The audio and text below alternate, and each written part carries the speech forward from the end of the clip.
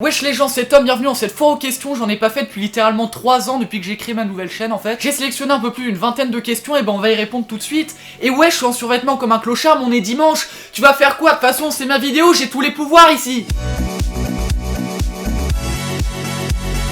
Penses-tu faire un long métrage un jour que tu posterais sur YouTube comme les Suricates? Alors oui, j'aimerais beaucoup réaliser un court métrage un jour, c'est un de mes objectifs, un de mes rêves comme on dit. Après quant à savoir s'il serait posté sur YouTube ou pas, je pense que ça dépend des conditions dans lesquelles il a été fait, parce que pour produire et trouver une équipe pour faire un film, et bah c'est pas la même chose si c'est fait pour être diffusé gratuitement sur internet ou si c'est fait pour être distribué dans des salles de cinéma. Veux-tu m'épouser?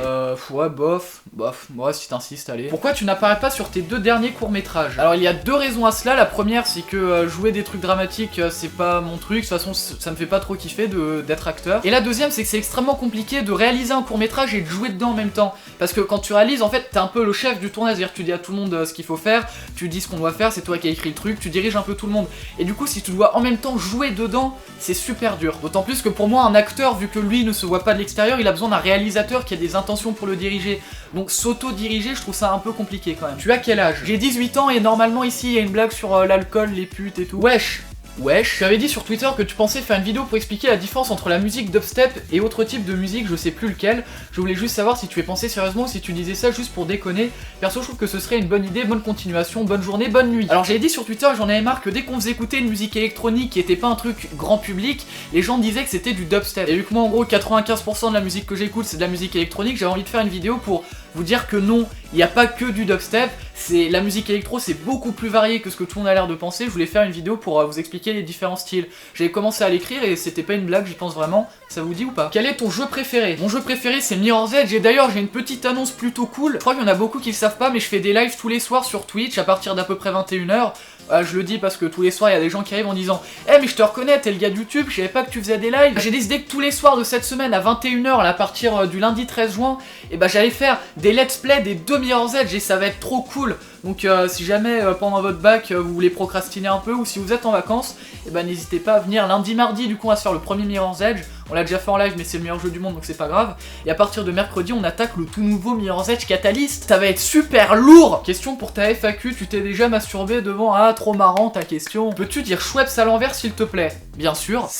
Quel est ton film préféré? Sinon elles sont trop cool tes vidéos, merci à toi. Alors j'ai 2 films préférés, j'arrive pas à les départager parce qu'ils sont plutôt différents. C'est The Shining de Stanley Kubrick qui est un thriller psychologique, un film d'horreur et c'est génial, je pense que la plupart d'entre vous connaissent déjà. Et le deuxième c'est Mommy de Xavier Dolan qui est un drame et qui est sorti il y a 2 ans. Et ces 2 films je les ai vus plus de 5 fois chacun et à chaque fois j'ai kiffé ma race, ils sont trop bien. Y aura-t-il une suite à 13 et une autre vidéo avec In The Panda? Une suite à 13 non, une autre vidéo avec In The Panda oui. Quelle note as-tu eu au bac? Alors on connaît tous un mec qui a trop le seum parce qu'il a eu genre 13,8 de moyenne et il était à 0,2 points de la mention bien. Moi c'est l'inverse, j'ai eu mention très bien avec 16,0.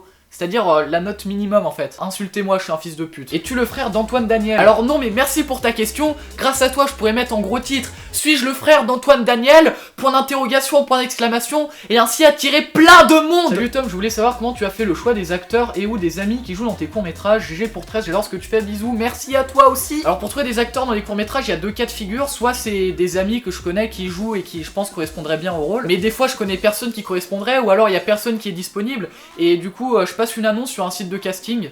Je donne vite fait le synopsis du film et je dis que ça sera diffusé sur une chaîne YouTube avec 200 000 abonnés et quelques pour que les gens savent à peu près à quoi s'attendre. Et c'est cool parce que ça permet de travailler avec des gens qui viennent pas du tout du milieu de YouTube et du coup qui ont généralement une autre approche pour tourner des courts-métrages. Et c'est super enrichissant, c'est super cool et ça permet de découvrir du monde et c'est bien. Je vous envoie ce message avec Internet Explorer, j'espère qu'il ne mettra pas longtemps à arriver. En tout cas, bonne année 2007 et bonne vidéo. Je pense que tu utilises vraiment Internet Explorer car cette blague est démodée depuis 2011 genre. Hey Tom, quels ont été les youtubeurs ou vidéastes qui t'ont inspiré pour créer tes propres vidéos, notamment tes derniers courts-métrages qui sont au passage juste géniaux, bisous. Merci et bisous à toi aussi. Alors pour mes courts-métrages, c'est pas vraiment des vidéastes qui m'ont inspiré, c'est des films en fait, vu qu'un court-métrage finalement c'est un long-métrage en plus court. Comme son nom l'indique. Tu regrettes d'avoir fait des vieux podcasts à la Cyprien / Norman? Alors non, je regrette pas de les avoir fait parce que c'était quand même rigolo à écrire, à faire et même à monter, même si à force c'était un peu lassant et répétitif, c'est pour ça que j'ai arrêté d'ailleurs. Par contre, le truc qui me fait un peu regretter aujourd'hui, c'est qu'on a beau être en 2016, il y a encore des gens, tu leur dis totalement Tom, ils pensent ah ouais MDR, le podcasteur. Alors je veux pas casser un mythe ni briser les rêves de certains, mais le dernier podcast que j'ai fait c'était en décembre 2012, c'était il y a 4 ans, j'avais 14 ans. Pourquoi si peu de gens font de la fiction sur YouTube? Penses-tu que cela peut changer dans ces prochaines années? Sinon 13 c'était vachement bien. merci à toi. Je pense que s'il y a peu de gens qui font de la fiction sur YouTube, c'est tout simplement parce que c'est le plus dur à faire, c'est le plus dur à écrire, à organiser, à tourner et à monter. Mais c'est cool parce qu'au fil des années, on a tendance à bouger vers plus de qualité, vers des contenus plus travaillés. Et c'est bon signe parce que ça prouve que sur internet, on est peut-être pour la plupart autoproduit, mais c'est pas pour autant qu'on peut pas faire des trucs cool. Voilà, c'est sur ces belles paroles que cette foire aux questions se termine. Si vous avez d'autres questions auxquelles je n'ai pas répondu, vous pouvez les mettre en commentaire, j'y répondrai dans une prochaine FAQ. N'oubliez pas de vous abonner à ma chaîne principale, Totalement Tom Réal, pour voir mes courts-métrages si c'est pas déjà fait. Et si vous savez pas quoi faire de vos soirées, vous pouvez me suivre sur Twitch. Allez, salut!